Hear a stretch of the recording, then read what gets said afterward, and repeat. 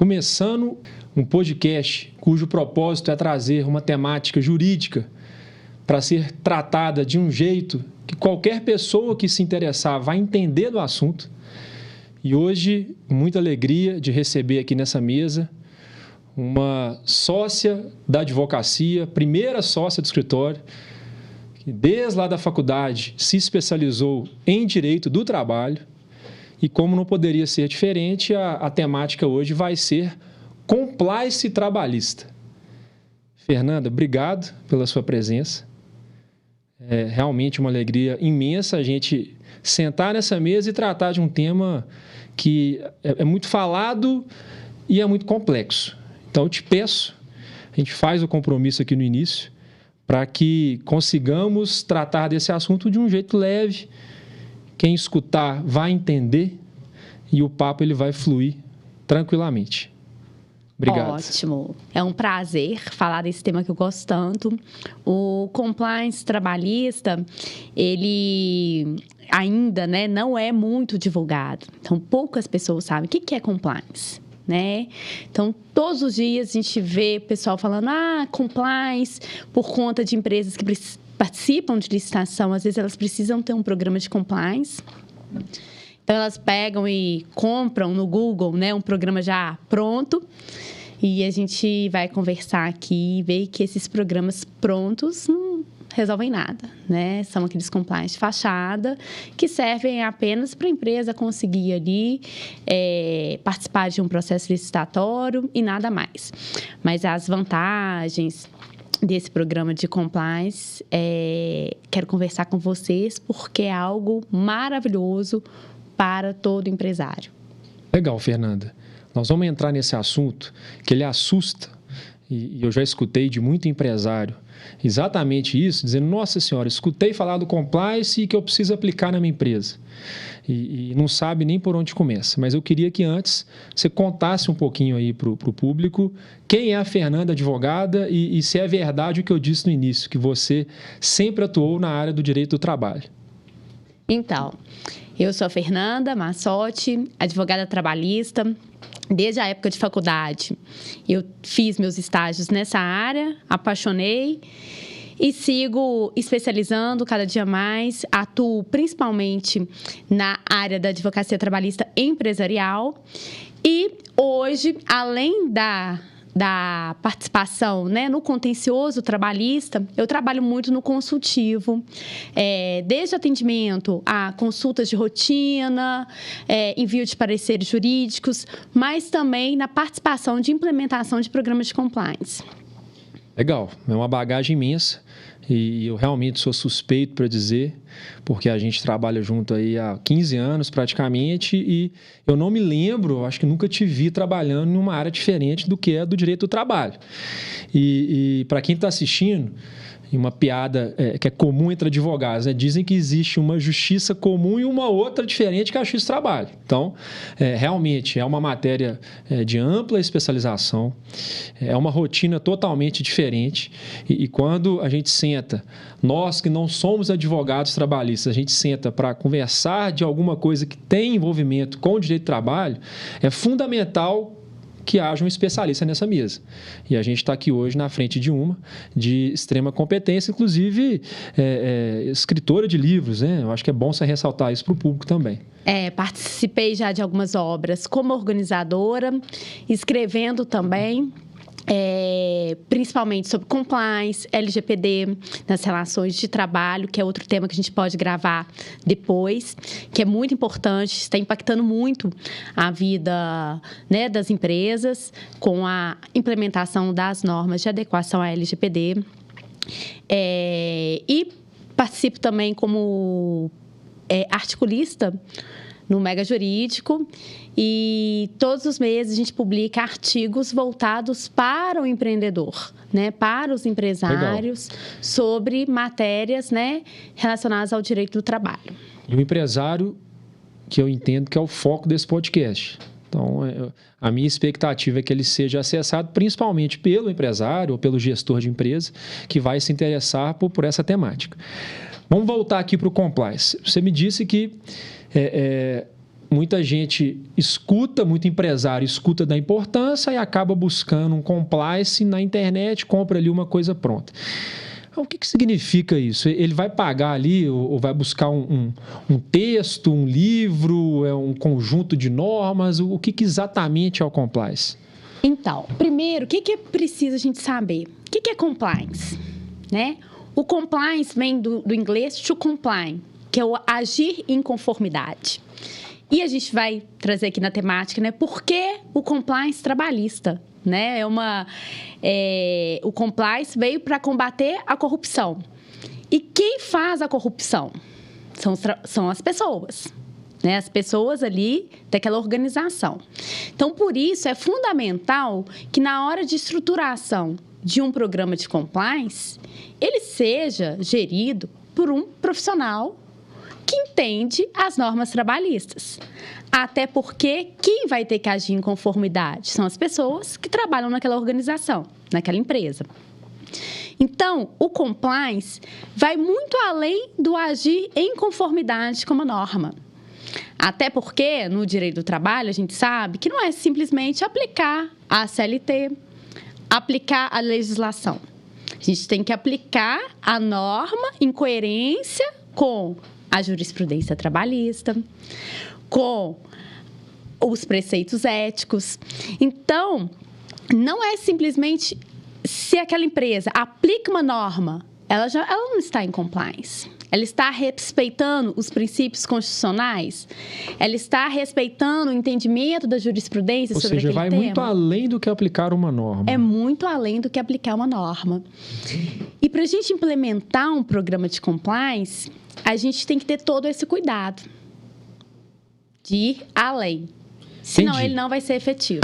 Eu vou tentar resumir e vou falar aqui para o público, e se eu estiver errado, obviamente você vai me corrigir. O que seria um compliance trabalhista? Então, presta atenção para você que está escutando.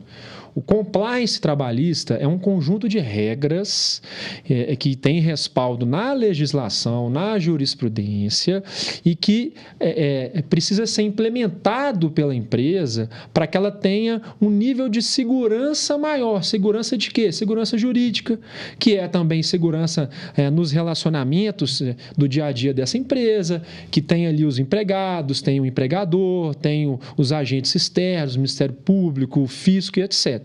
É por aí? Exatamente.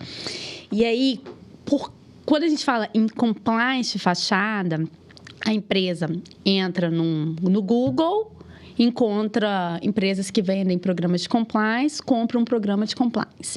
Só que aquele programa que ela comprou ali não é adequado para aquela empresa.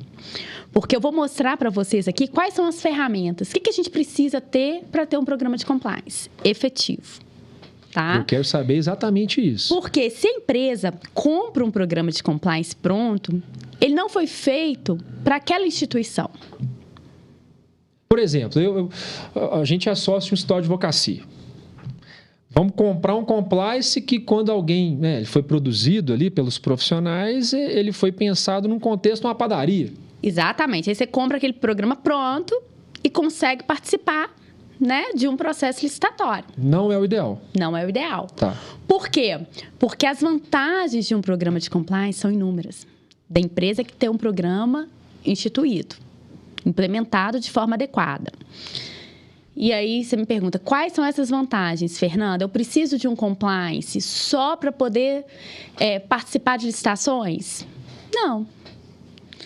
Além de ter um poder competitivo muito grande, porque hoje, cada dia mais, exige que você cumpra as normas, a gente percebe aí na mídia, né, como um desvio de conduta de um empregado pode manchar a imagem daquela empresa que foi construída há anos. A gente teve um caso de um supermercado que o cachorro ficou... Você lembra desse caso? Que o cachorro ficou lá e um funcionário expulsou o cachorro. Sim. E aquilo ali, de certa forma, manchou a imagem daquela empresa. Esse exemplo é legal, porque ele realmente foi muito divulgado.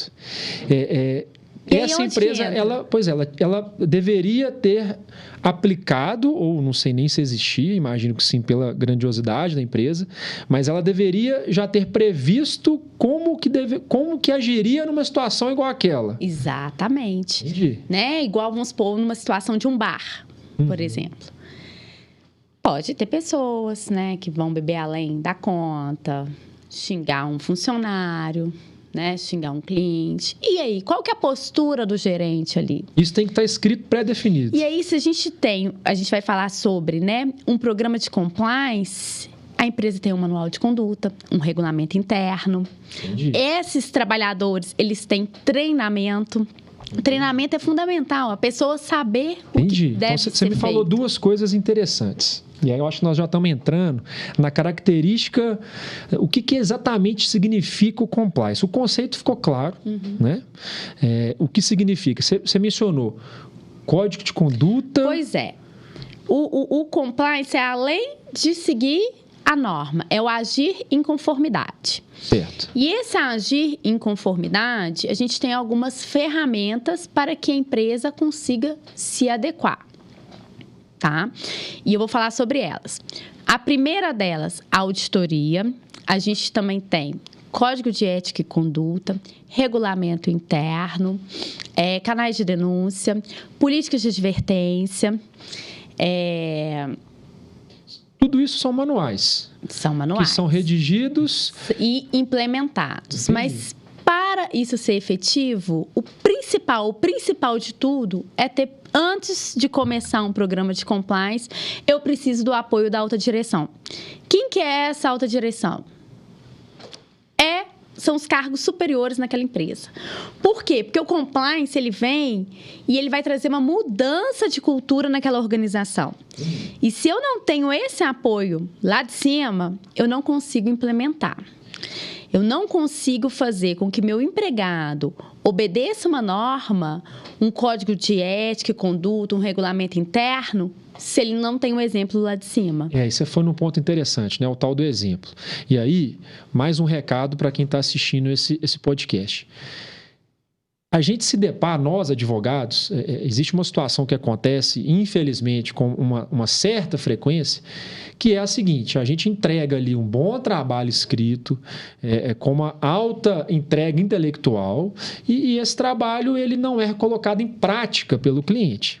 E o que a Fernanda está dizendo é basicamente isso. De nada adianta para você, empresário, contratar uma consultoria de compliance trabalhista, primeiro, se você não se envolver diretamente com esse assunto. Você precisa estar sentado na mesa, discutindo ali as regras que vão ser institucionalizadas. Você precisa participar desse processo. Senão você é dono, presidente da empresa, mas pelo menos o cargo alto de direção. Isso é fundamental, né?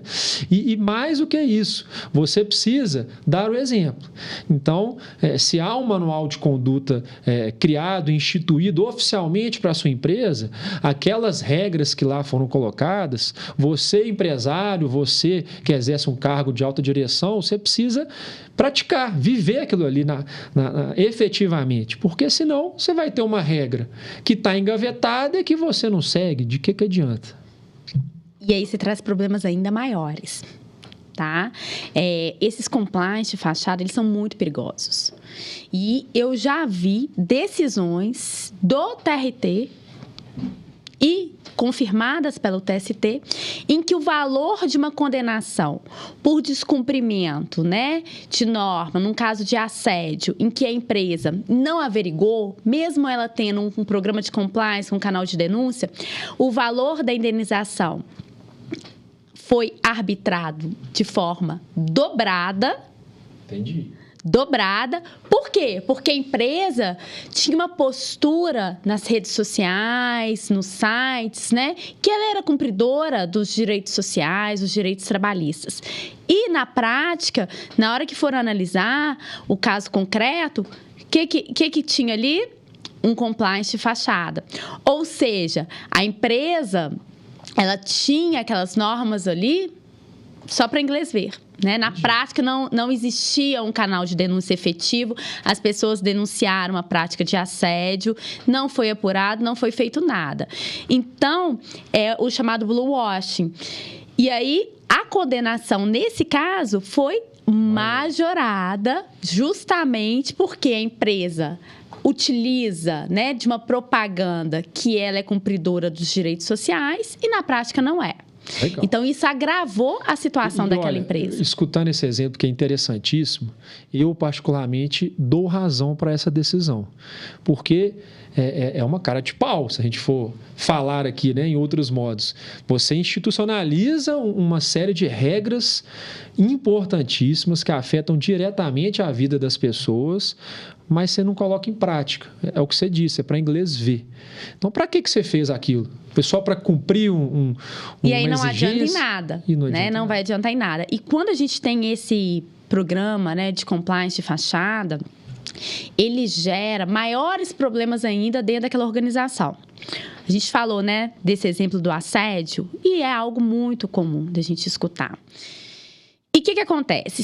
Se não tem o apoio da alta direção e a alta direção não vai cumprir aquilo que foi implementado, aquelas normas de conformidade, ela tem ali um gestor, um gerente que é muito bom, mas que recebeu denúncias ali que ele está assediando as trabalhadoras, se envolvendo, né, em práticas ilícitas, e ele não tomou nenhuma providência.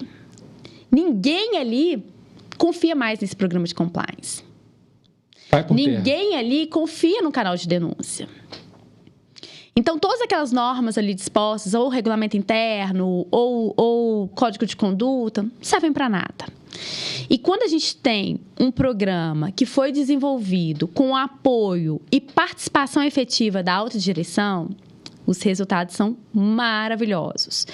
E aí, você vai me perguntar, que tipo de resultado, Fernanda? Eu vou fazer um compliance, eu não lido com órgão público. E essa pergunta, Fernanda, ela é tão importante porque o empresário, a maioria, principalmente aquele pequeno e médio, primeira coisa que ele vai pensar é isso. Para que eu vou gastar com tal da política de compliance ou com um advogado especializado que vai me entregar esse trabalho? Para que isso serve para mim?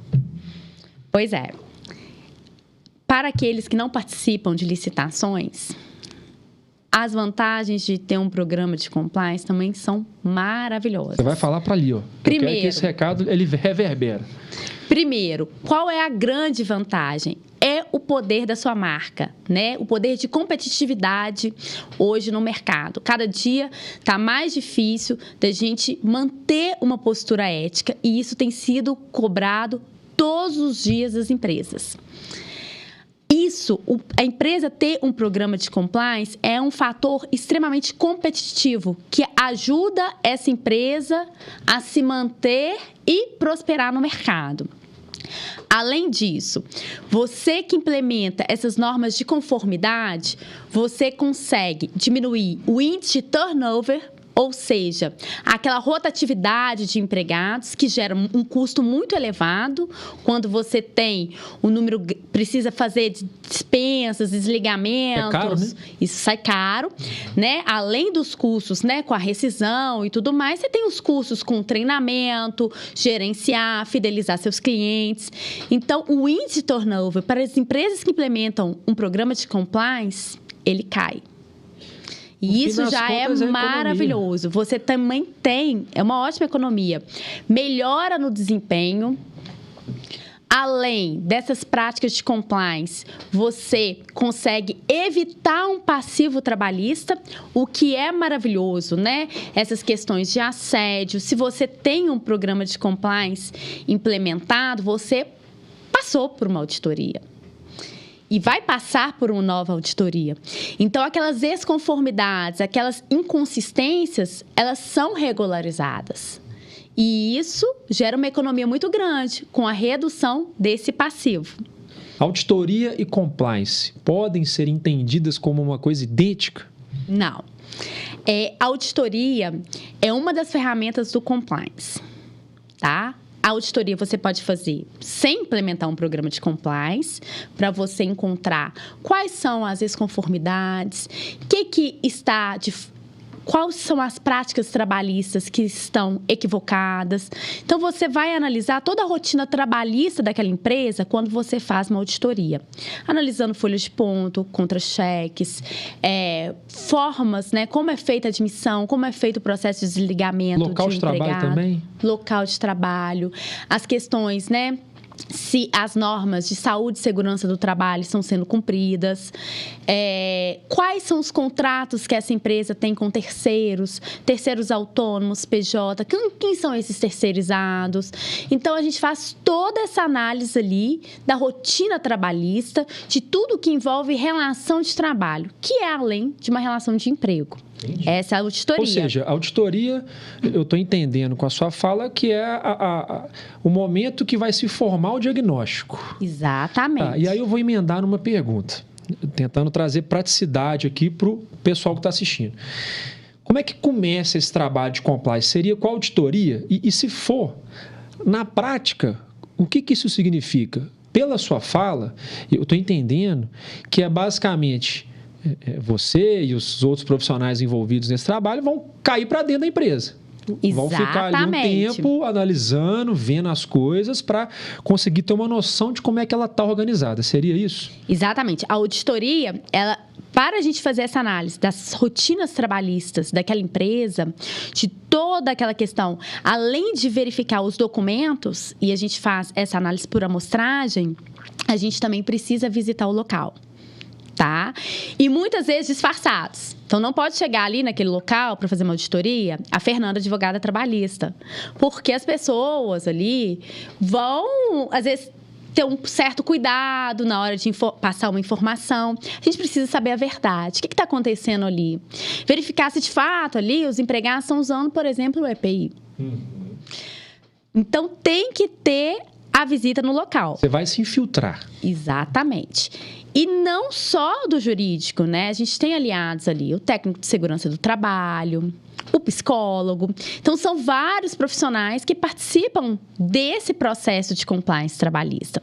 E nessa auditoria, ela precisa tanto ser feita essa análise de documentos, mas também a visita aos locais de trabalho.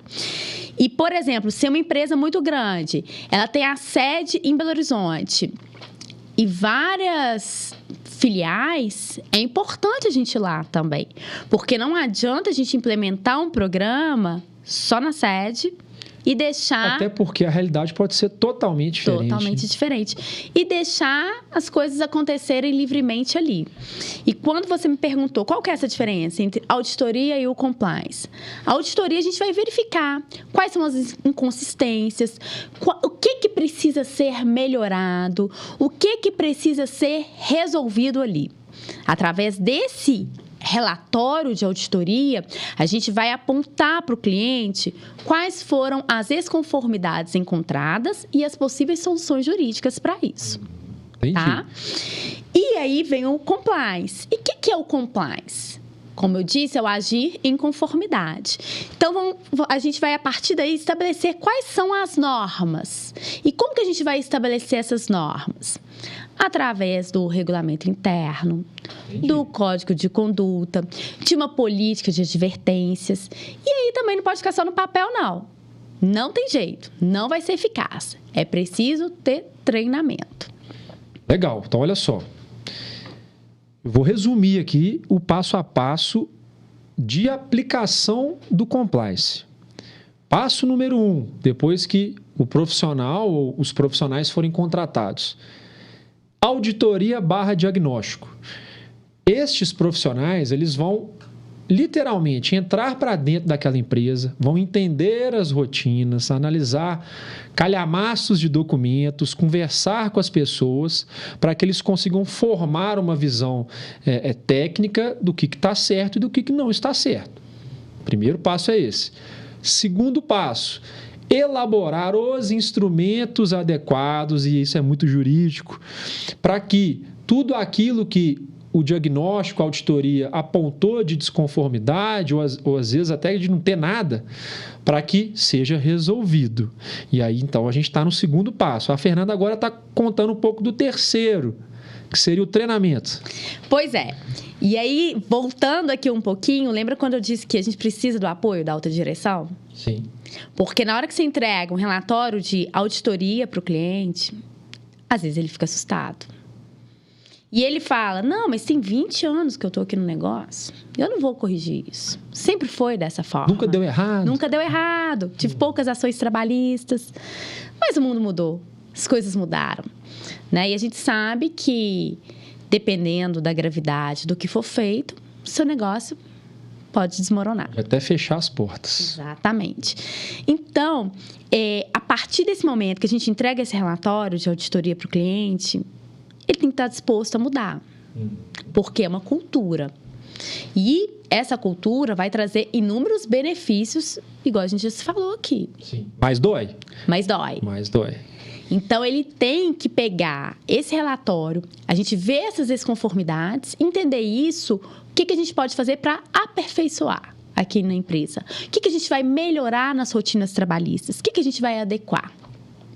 Porque se a gente tem um relatório com várias irregularidades encontradas e a gente prossegue, a gente não vai conseguir. Sim. A gente não vai conseguir reduzir o passivo. E me vem em mente uma outra questão.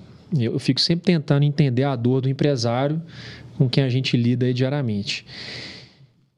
Você citou vários documentos característicos do trabalho de compliance. E eu já estou imaginando, né? Que cada documento tem lá as suas regras e que se dividem, subdividem e passam ali a reger, né, as relações dentro dessa empresa e também externamente. O empresário, que já é um sujeito que tem pouco tempo, dor de cabeça doidado, ainda mais nesse país, para funcionar o compliance, ele tem que aplicar tudo de uma vez? Ou é possível que se pense num formato em que ele vai priorizar o início de algum jeito e aí, na medida que a coisa for evoluindo, ele vai aplicando o resto até que vai chegar no mundo ideal? Na prática, é possível fazer isso?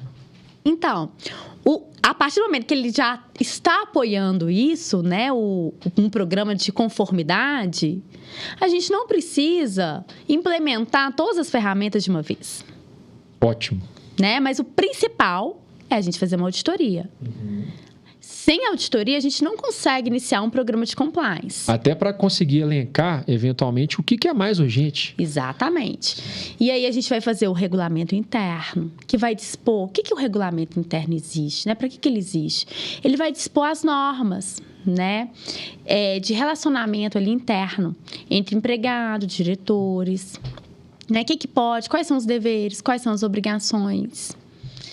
O que fazer, como entregar um atestado médico. É um grande problema. Eu vejo, né?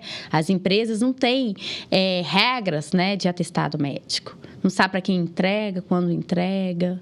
Né? Política de advertências, a gente coloca isso no regulamento interno. Gente, presta atenção de novo. O que a Fernanda está dizendo? Não tem nada melhor do que a rotina da empresa ela estar prevista num documento. O que você vai ter que fazer, em qual momento, de que jeito? Porque se não tem isso, é uma bagunça. E a bagunça, ela tende a dar problema jurídico. E o compliance vai, no mínimo, minimizar esse risco.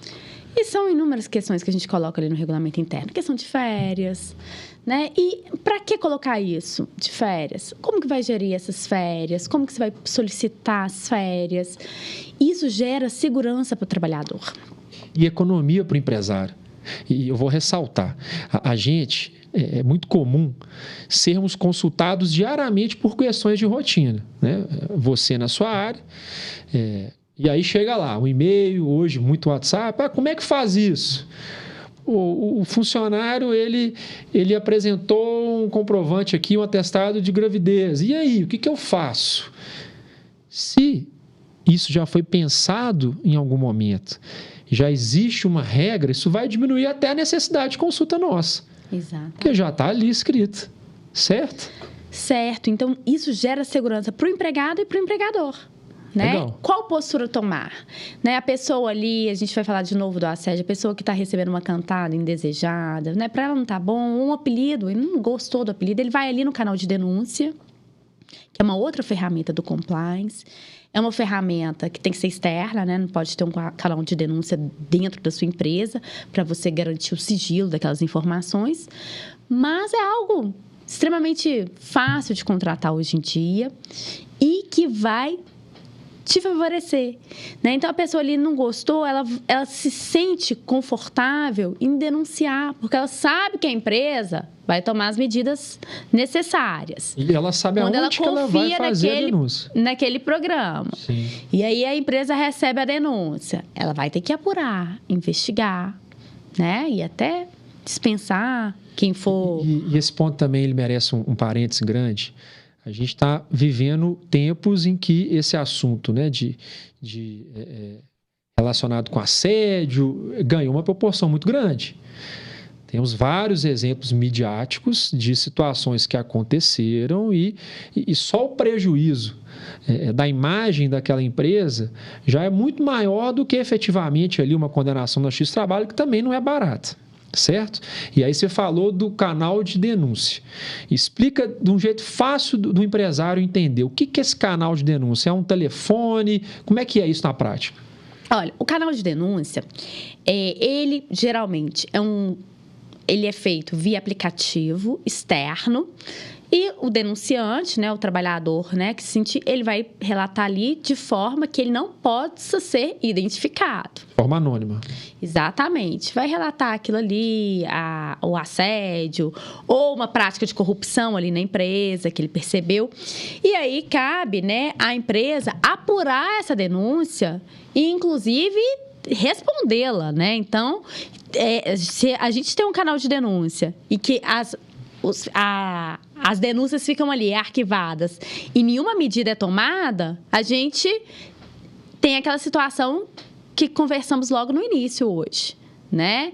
De algo de fachada, que não vai servir para nada e pode até te prejudicar em eventual condenação. Olha, a pessoa foi ali, fez o registro de uma denúncia, a empresa não tomou nenhuma providência e a situação permaneceu a mesma. Então, é muito importante a empresa ter esse canal de denúncia. Há situações em que você lida com pessoas, com trabalhadores que não têm condições, né, de acessar um aplicativo. E aí, às vezes, o canal de denúncia pode ser, às vezes, uma caixinha mesmo, que a pessoa, né, escreve ali a denúncia dela e deposita. É importante ele ter segurança nisso. Legal. Né? Que ele não vai ser filmado na hora que ele está denunciando. Essa caixinha também, né? Ela não pode ficar do lado do chefão ali, na mesa do chefe, senão ninguém vai colocar. Então, tem que preservar o sigilo desse denunciante. E a empresa dá o tratamento adequado àquela denúncia recebida. Até para que isso gere segurança para os trabalhadores. Ou seja, aconteceu uma coisa errada comigo e eu sei que essa empresa é boa. Eu confio no compliance. A empresa tem compliance, é uma empresa que age certinho com todo mundo. Então, ele vai saber que alguma medida vai ser tomada. Legal, muito bom. A empresa tem que apurar também se de fato houve aquela questão e tudo, né? Então, me fazer diz todo mais uma esse coisa processo. Importante. O compliance, eu vou te fazer duas perguntas no mesmo contexto. Ele é recomendado, inclusive, para pequenas empresas? Pergunta número 1. Porque muita gente escuta esse termo, assim como outros jurídicos, e fala, não, isso é coisa de empresa grande, empresa que está na Bolsa de Valores. Mas será? Quero que você explique para o pessoal. E segundo, quanto tempo? Existe uma média para que seja entregue uma consultoria de compliance que, repito, auditoria / diagnóstico, compliance, escrever o que precisa escrever, treinamento e viver aquele negócio na prática. Existe um tempo médio para que isso tudo aconteça e que você possa entregar aquele escopo para quem está te contratando? Então, um programa de compliance ele pode ser implementado por qualquer empresa, independente do seu porte. Por empresa, às vezes, de um funcionário, você consegue implementar um programa de compliance.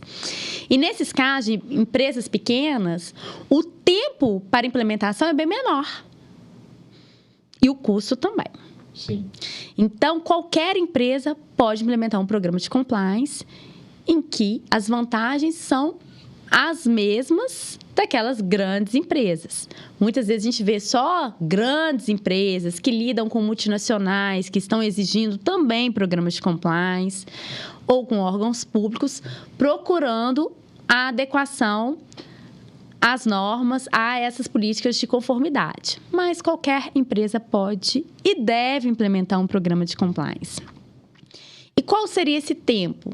O tempo vai depender, né, do envolvimento, do engajamento da alta direção e daquelas pessoas, né, do RH, departamento pessoal, né, no envio de informações, no cronograma ali do programa de compliance para implementá-lo. Ou seja, o tal do envolvimento que você falou que é muito importante. É fundamental. E isso acaba sendo também um fator determinante do tempo. Porque se há ali, né, um envolvimento grande, efetivo das pessoas que precisam se envolver, eu imagino, e a prática já me mostrou, que você vai entregar o resultado mais rápido. Exatamente. E aí, um programa de compliance, ele não tem data para terminar. A gente faz a empresa vai implementar essas ferramentas de compliance, canal de denúncia, código de ética e conduta, regulamentos internos, vai realizar os treinamentos, mas tem que ser algo constante. Por quê? Porque você sempre precisa de uma auditoria. Porque ali atrás, há 12 meses atrás, você encontrou eventuais desconformidades ali. Daqui um ano, você tem que apurar. Então, é um programa constante. É um programa constante de aperfeiçoamento para aquela empresa. Legal. Eu penso uma coisa. Aquele pequeno ou microempresário que, desde o início, ele se preocupa e investe em consultorias desse nível e outras mais, e aí vamos trazer uns exemplos aqui, financeira, marketing. Quando ele faz isso, sendo ainda pequeno, número 1, a chance dele crescer é maior. Então, acaba sendo um diferencial perante os concorrentes. É investimento puro. E número 2, fica muito mais fácil dele continuar aplicando isso quando ele for médio e grande.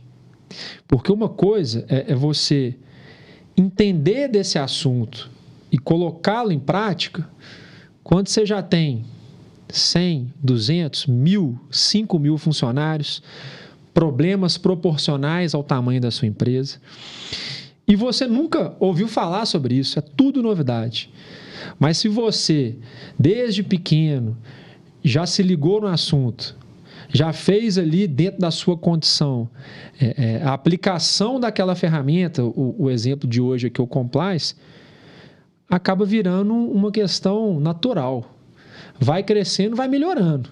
Já nasce com potencial competitivo imenso. Sim, é um diferencial. É um grande diferencial. Sim. Né? Porque, infelizmente, né, a maioria procura um programa de compliance quando a situação já está insustentável. Pois é, isso é... E depois, né, de viver uma situação ali, que você recebeu uma condenação alta de assédio, ou que você teve uma pessoa ali dentro da empresa que manchou a reputação da empresa com o desvio de um dinheiro, recebendo ou dando presentes, né? Até essa questão, ela é sensível, né, para o compliance.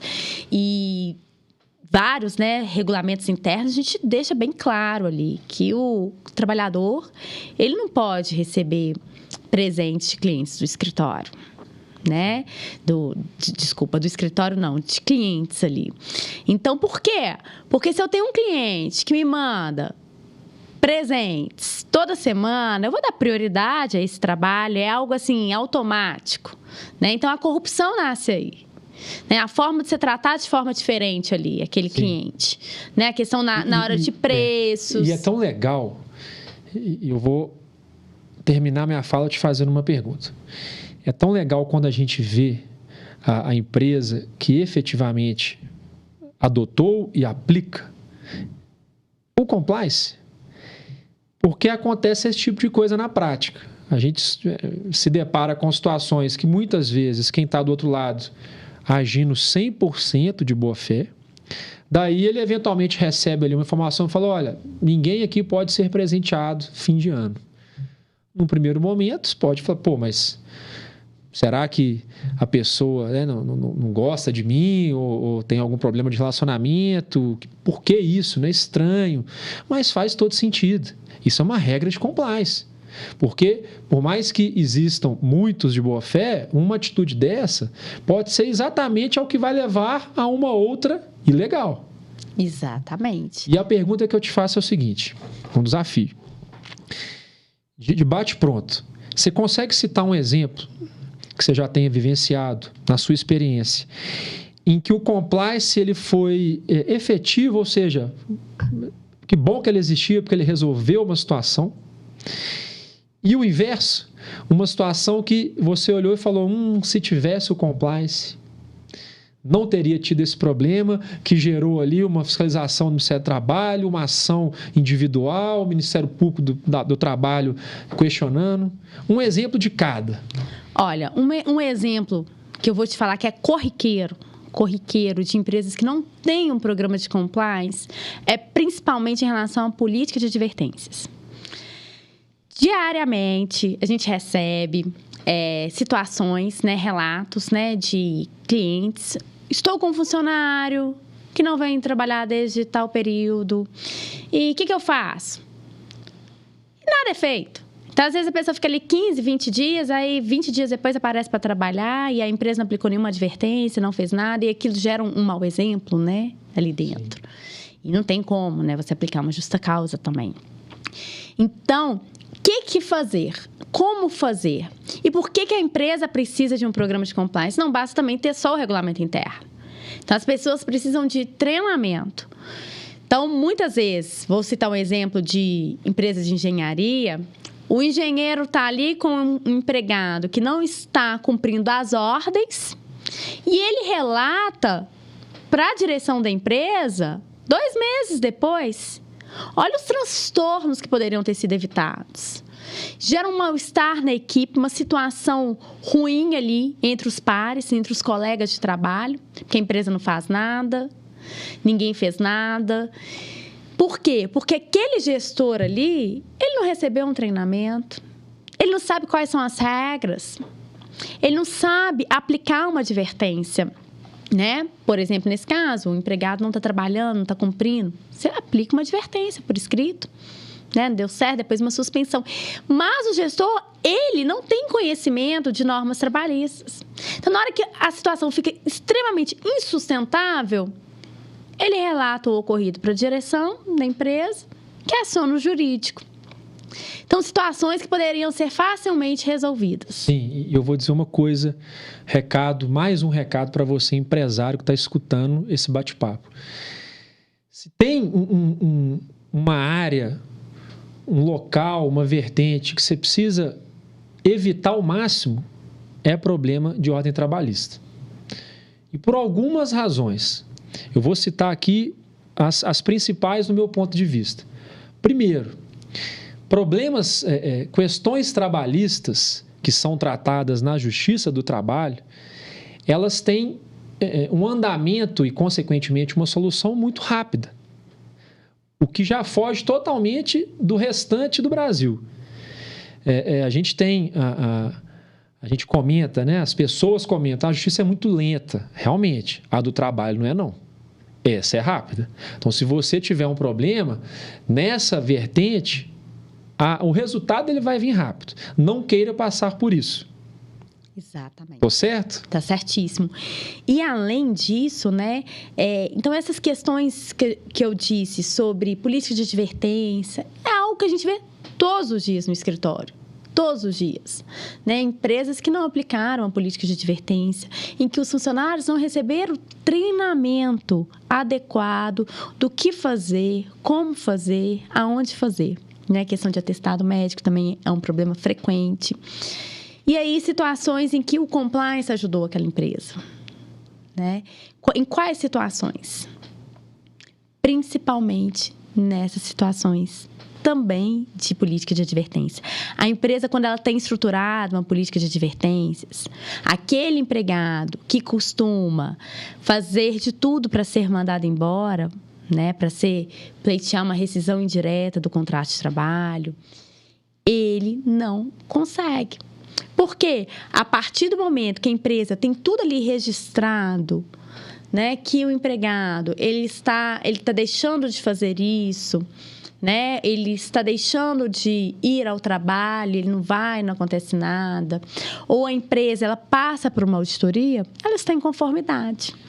Então, você não vai ter atrasos, né? A gente já encontrou, às vezes, na auditoria, atrasos de FGTS. Mas ele não precisa do FGTS agora, esse empregado. Mas o simples atraso no FGTS, né, a jurisprudência hoje entende que é motivo de ruptura contratual pela via oblíqua, ou seja, pela rescisão indireta. Então, a empresa às vezes pagava 1 mês depois, 2 meses depois. A partir daquela auditoria trabalhista ali, ela passou a efetuar esses pagamentos com regularidade. Ou seja, menos um motivo, né, para aquele trabalhador que quer desligar da empresa, mas quer receber como fosse dispensado sem justa causa. Então, isso é muito importante. A empresa está em conformidade. Então, ela consegue, né, mostrar, eu estou agindo conforme a legislação. Tem um programa de compliance aqui. E aí, o empregado ele não vai ter motivos para tanto. Então, se ele quiser pedir demissão, ele vai ter que pedir demissão e arcar com isso. Porque acontece demais. A gente escuta quase que semanalmente, né? O que eu faço com aquele empregado que está fazendo de tudo de forma escancarada para ser mandado embora? Essa resposta, o que eu entendi da sua fala, ela já precisa existir. Você já tem que saber o que você vai fazer. Você vai cumprir isso, isso e isso, desse jeito, que obviamente, né, é a forma mais segura em termos jurídicos para você proceder com aquela situação, para que você alcance um objetivo. Muitas vezes vai ser desligar a pessoa por justa causa, dependendo da situação, e não trazer com isso um passivo trabalhista. Exatamente. É isso mesmo. Você reduz o passivo. Por quê? Porque a empresa está agindo em conformidade. Ela age em conformidade.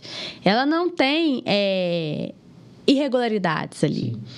Né? Ela tem uma política de advertência, ela tem um gestor que está sendo treinado com frequência, né? Não basta também aplicar um treinamento no primeiro dia de trabalho e nunca mais. Então, aquelas regras do regulamento interno, do Código de Ética e Conduta, elas têm que ser repassadas, revisadas com frequência, para você ter um programa de compliance efetivo. E outra coisa que me veio aqui em mente, um exemplo legal. Não tem nada melhor do que mudou a direção, ou mudou ali o diretor de RH, qualquer um, diretor financeiro. Ou então mudou ali 1 ou 2 pessoas da equipe. Você conseguir entregar para as pessoas que estão entrando no lugar daquelas que saíram, já todo um conjunto de regras pré-definidas, já está ali escrito. Você vai precisar entregar, conversar, explicar, mas já tá pronto. Isso dá uma agilidade, torna tão mais fácil e fluido. Simplifica, né? Todo o procedimento operacional. Porque você pensa só, um funcionário do primeiro dia, para ele tudo é novo. Ele não sabe se ele pode fazer isso ou aquilo, ou do jeito que ele pode. Agora, você tem ali tudo organizado. Você vai... Imagino eu, né? O pessoal do RH vai entregar para ele e falar, olha, está aqui o manual, está aqui o código, né? Faz a leitura, vamos conversar depois para eu tirar suas dúvidas, funciona desse jeito. Fica muito mais fácil. Não, e nos próprios treinamentos, você consegue verificar que muitos trabalhadores, algumas situações, eles não entendem aquilo ali como uma prática ilegal, né? Por exemplo, você priorizar o trabalho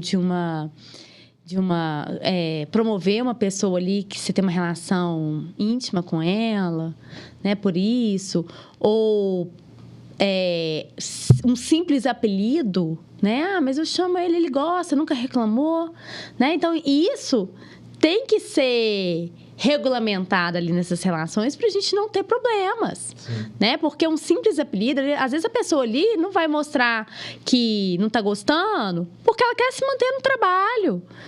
Mas lá na frente, quando ela for desligada, ela vai pedir uma indenização, porque aquele apelido ali era extremamente agressivo, ofensivo. Então, a gente tem que blindar a empresa para isso. E hoje a gente vive numa era dos vídeos, né, e dos aplicativos e que dão muita facilidade para qualquer pessoa produzir qualquer tipo de prova. Então, às vezes, né, fica a impressão que aquilo ali está restrito a um grupo, que não tem ninguém vendo, mas para a pessoa que está sofrendo aquela situação, é relativamente simples, ou muito simples, que ela vá guardando aquelas situações, aquelas conversas em grupo, ou mesmo até gravando, e etc. E no momento futuro, quando usualmente ela não vai estar mais naquela empresa, ela tem aquela prova robusta e como é que você vai defender? Pois é, você falou um tema aí, um ponto aí que eu sempre chamo a atenção. WhatsApp, né? Quantos grupos de empresas, né? Tem os trabalhadores ali no grupo de WhatsApp, a empresa cria um grupo e aí na hora você, um engenheiro, por exemplo, trabalha naquela empresa, está no grupo de WhatsApp. Só que você está de férias, 30 dias de férias, você continua ali no grupo de WhatsApp. Então, se tem um problema, um pepino, perguntam, e aí, Lucas, como que resolve isso? Aonde que eu encontro tal documento? Ou qual que é o contato de telefone daquele fornecedor XY? Né? Então, você não tem normas ali de condutas, né, normas ali previstas no regulamento da empresa sobre grupos de WhatsApp. O certo, né? Você tem que desligar, a pessoa está de férias, você tem que retirá-lo do grupo, removê-lo do grupo. Interessante, né? Mais esse exemplo. O superior fica mandando mensagem no grupo de WhatsApp no sábado de manhã, o pessoal trabalha de segunda a sexta. Todo mundo desperta, nossa senhora, o que será? O que ele está me mandando aqui? Já fica apavorado. E às vezes é pepino. E às vezes é pepino, às vezes é só uma piadinha, mas aquilo ali tira o sossego, né? E isso pode ser utilizado como prova contra a empresa. Sim. Né? Pode, inclusive, um juiz trabalhista entender que aquele empregado ali, que no período de férias, toda hora foi incomodado pelo seu superior, ele não teve as férias usufruídas de forma correta. Sem dúvida. Né? Então, isso aí gera um passivo aí trabalhista para a empresa. Fernanda, o tema é bom demais. E ele traz polêmica, exemplos interessantes, porque são práticos, mas a gente precisa terminar. E eu termino te fazendo uma última pergunta. Se você pudesse falar alguma coisa nesse momento, e essa coisa ela vai chegar para todo empresário desse país, desse grandioso país. Vai chegar por e-mail, alguém vai contar, WhatsApp, enfim. E algo relacionado a esse tema. Qual que seria o seu recado? Olha para lá e fala para esse empresário. A minha sugestão é que as empresas, o quanto antes, invistam no programa de conformidade. Né? E isso tem que partir da alta direção. É necessário, vai gerar tumulto, vai dar dor de cabeça, mas os benefícios são maravilhosos. Eu disse aqui, redução do índice de turnover, maior competitividade dessa empresa no mercado de trabalho, né, no mercado total. E o principal, há estudos que comprovam que a cada $1 investido em programas de compliance, o retorno é de $5. Então, é um ótimo investimento. Basta querer. Tem que querer participar, realizar, porque vai gerar uma mudança de cultura na sua empresa e algo que só vai favorecê-la e Muito todos bom. Envolvidos. Excelente, Fernanda. Muito obrigado por aceitar esse convite. Com certeza voltará em breve. Tem muita coisa boa que a gente pode bater papo. E para você que assistiu, espero que tenha enriquecido e voltaremos em breve com outras temáticas interessantes e que a gente vai falar de um jeito que o empresário vai entender.